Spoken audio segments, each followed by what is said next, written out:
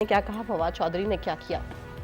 بخاری صاحب آپ کے سامنے میں پہلا سوال رکھوں گی، آپ کو لگتا ہے یہ دونوں خطرے کا باعث ہو سکتے ہیں پی ٹی آئی کے لیے؟ بہت شکریہ ثنا۔ پہلے اس سے کہ میں آپ کی بات کا جواب دوں، مجھے ایک چیز کہنی ہے، ناظرین سے بھی بتانی ہے اور خود بھی میں چاہتا ہوں کہ میری آواز جو ہے کسی نہ کسی طریقے سے تحریک انصاف کے رہنماؤں تک بھی پہنچے۔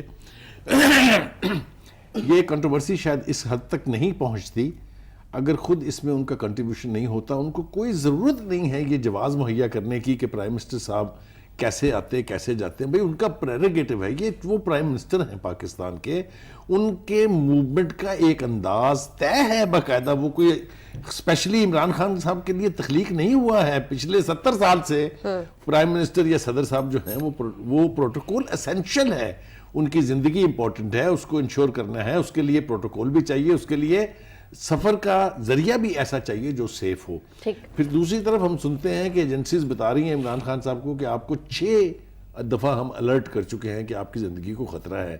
اس کے بعد مجھے آپ یہ بتائیے کہ اگر جناب مولانا فواد چودھری صاحب اور دوسرے وہ مولانا فیصل جوید صاحب اگر یہ نہ کہیں کہ ہم پچھلوں کے مقابلے میں پیسے بچا رہے ہیں تو اس بحث کی گنجائش ہی نہیں بنتی۔ ٹھیک بھائی آپ کو کسی نے نہیں کہا تھا، آپ نے بار بار یہ کہہ کے انہوں نے یہ کیا ان کا اتنا بل تھا، آپ نے اپنے پرائم منسٹر کو مفت میں بلا وجہ جو ہے وہ کنٹروورشل بنا دیا ہے۔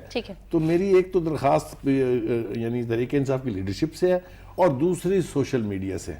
کیا ہو رہا ہے سوشل میڈیا کے اوپر، اس کا تذکرہ میں کرنے بیٹھوں گا تو پروگرام کا پورا وقت گزر جائے گا۔ آپ اندازہ کریں کہ اس بحث کا نتیجہ یہ ہے کہ ایک ہیلی کاپٹر میں کھڑے ایک صاحب جو ہیں وہ آوازیں لگا رہے ہیں بورڈ چوک 50 روپے میں، تو کہیں آ رہا ہے رکشے والے کہہ رہے ہیں کہ جی ہم نے تو رکشے بیچ کے ہیلی کاپٹر خریدنے کا فیصلہ کر لیا ہے۔ یہ ساری باتیں جو ہیں یہ بہت ہی بچگانہ ہیں۔ پرائم منسٹر کو پرائم منسٹر رہنے دیں خدا کے واسطے، ان کا ایک لیول ہے، ان کا ایک مقام ہے، اس مقام کے مطابق ہی ان کے موومنٹ کے